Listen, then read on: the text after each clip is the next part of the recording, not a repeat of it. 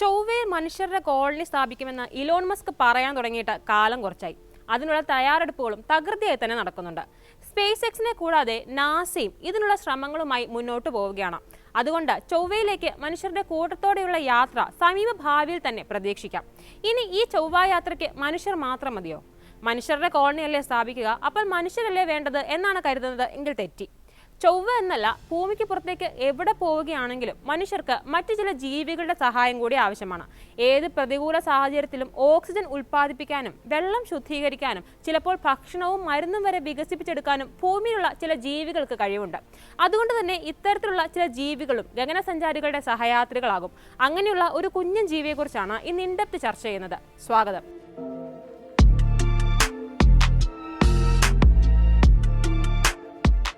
Tardigrades, അതാണ് ചൊവ്വ പര്യവേഷണങ്ങൾക്ക് മനുഷ്യരെ സഹായിക്കാൻ പോകുന്ന ആ കുഞ്ഞൻ ജീവി. ഭൂമിയിൽ എല്ലായിടത്തും വസിക്കുന്ന ഇവ ഒരു മൈക്രോസ്കോപ്പിക് ആനിമലാണ്.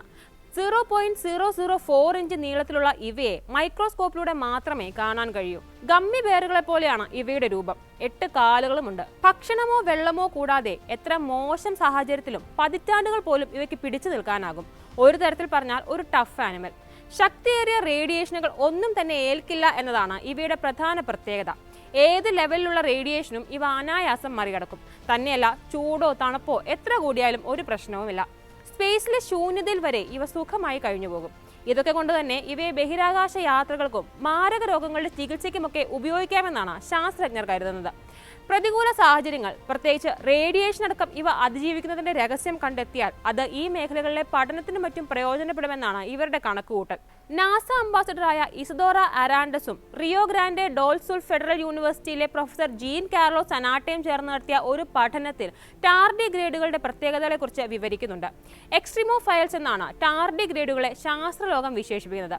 താപനിലയിൽ ഏത് ലെവലുള്ള വ്യതിയാനവും ഇവയ്ക്ക് അതിജീവിക്കാനാകുമെന്ന് നേരത്തെ സൂചിപ്പിച്ചല്ലോ.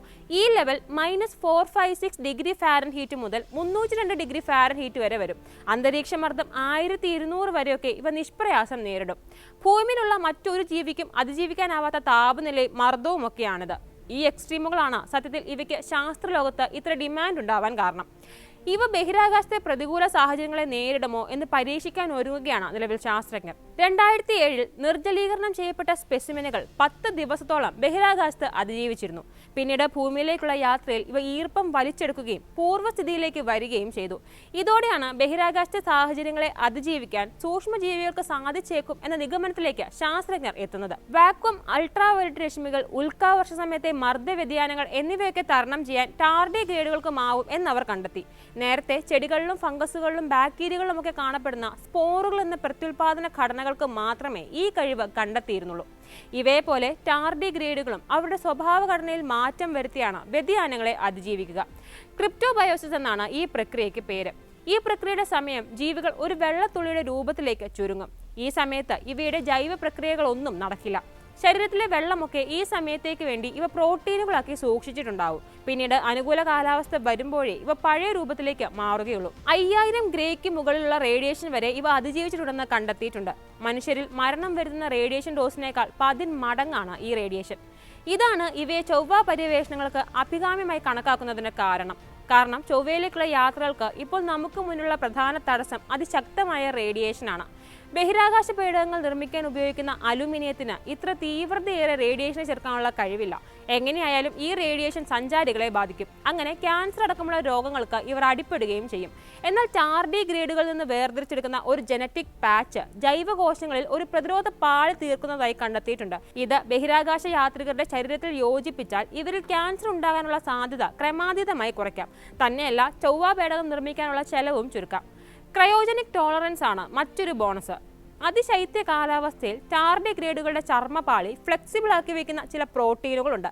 ചൊവ്വയിലേക്ക് അയക്കാൻ ഉദ്ദേശിക്കുന്ന രക്തസാമ്പിളുകളുടെയും വാക്സിനുകളുടെയും ഒക്കെ ഷെൽഫ് ലൈഫ് വർദ്ധിപ്പിക്കാൻ ഇവയ്ക്ക് സാധിക്കും. ടാർഡിഗ്രേഡ് ജീനുകൾ അരിയിലും ഗോതമ്പിലും അടക്കം പരീക്ഷിക്കുകയാണ് ആഗ്രോണമിസ്റ്റുകൾ. ഈ ജീനുകൾ ധാന്യങ്ങളിൽ എത്തിയാൽ സ്പേസിലെ പ്രതികൂല സാഹചര്യങ്ങൾ ഇവ അതിജീവിച്ചേക്കും. അങ്ങനെയായാൽ അത് കാർഷിക മേഖലയിലും ഒരു വൻ കുതിച്ചുചാട്ടം തന്നെയാവും.